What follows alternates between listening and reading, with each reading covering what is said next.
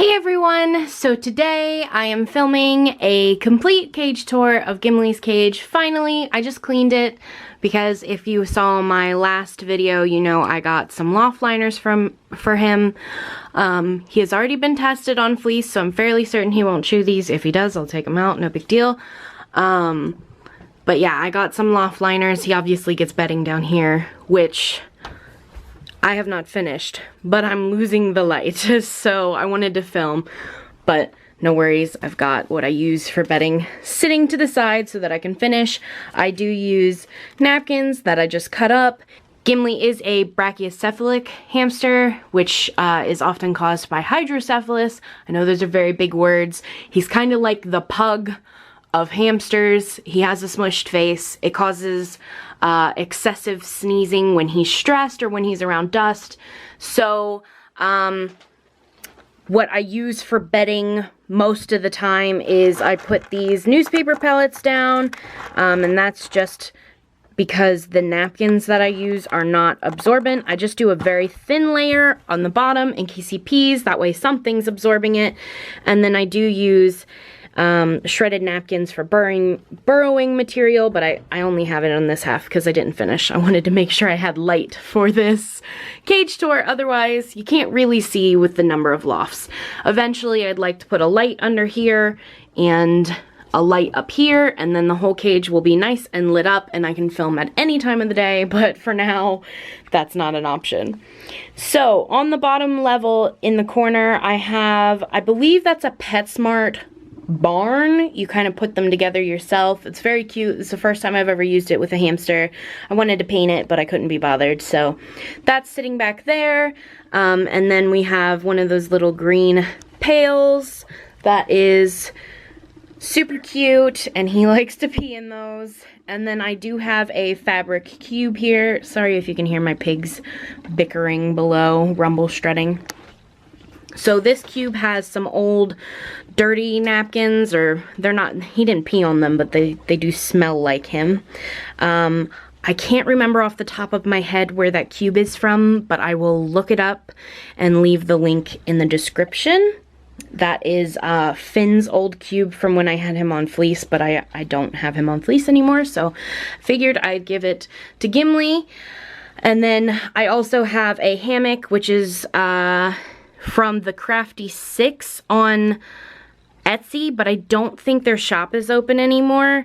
But it's just a sugar glider hammock, like a plain square hammock, so you can find those pretty much anywhere that sells hammocks. And then I do have a ramp. This is the ramps that come with the Critter Nation and the ramp cover that comes with the Critter Nation. And then down here I have a PVC elbow. Let me get it. It's just a PVC elbow. I think it's a 2-inch, so just big enough for him. And I do have a chew down there as well. Don't know how well you can see that. There's that. And like I said, more bedding will be going in there. It's right here, but I want to get the light. So let's start over here. This is where his food and water goes. The doors are not on right now. So his water hangs from the door. It's sitting right there for when I put the door on. And when I put Gimli in, he's in his carrier right now. So his water bottle goes right here. He's got another PVC tube. This is a Y shape. I don't know what they're called. I'm not into hardware.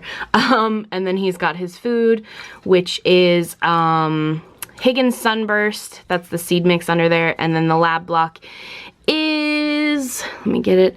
This is Harlan Techland 2018. I get that from the We Companions website. I will link it down below for you guys if you're curious.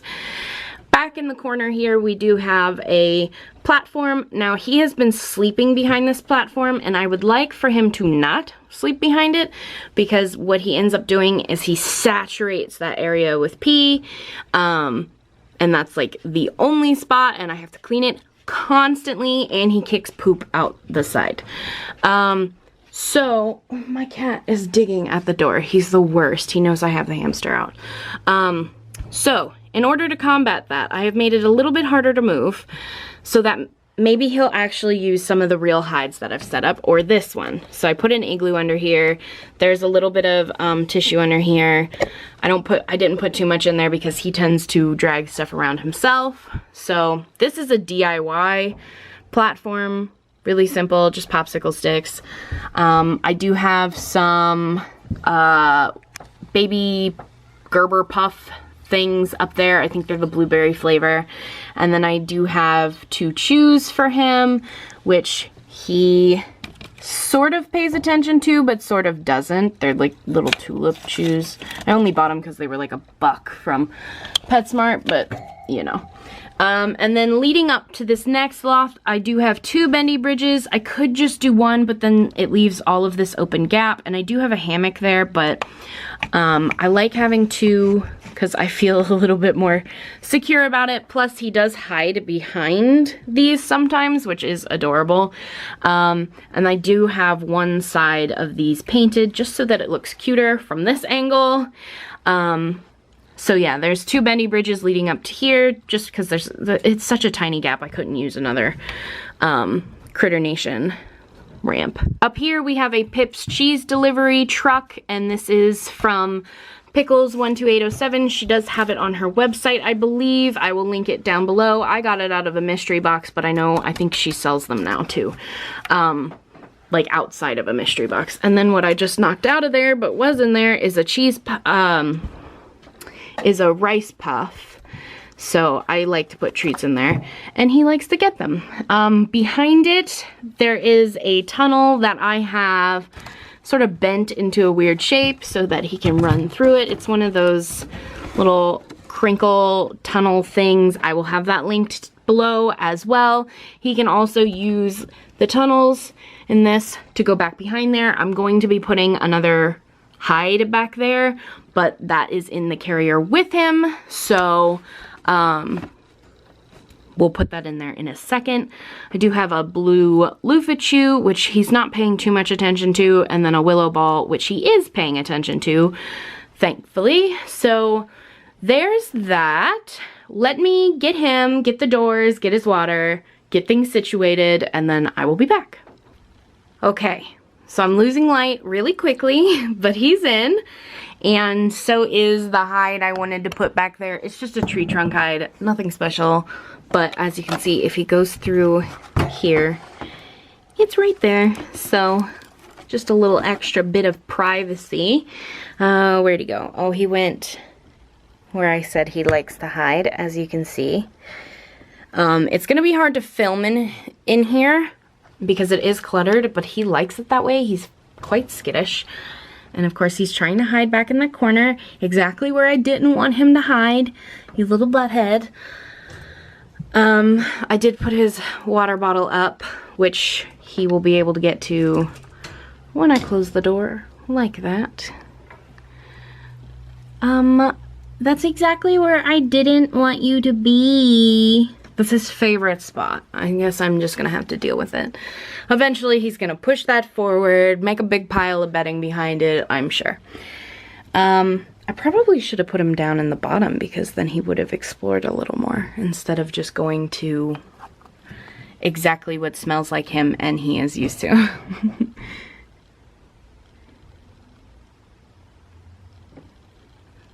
I wonder if I can lure him down there with a puff. Do you want a puff? Yes, come. Come on. Come get it.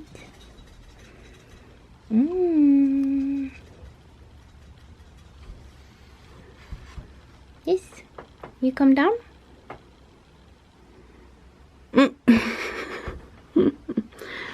Alright.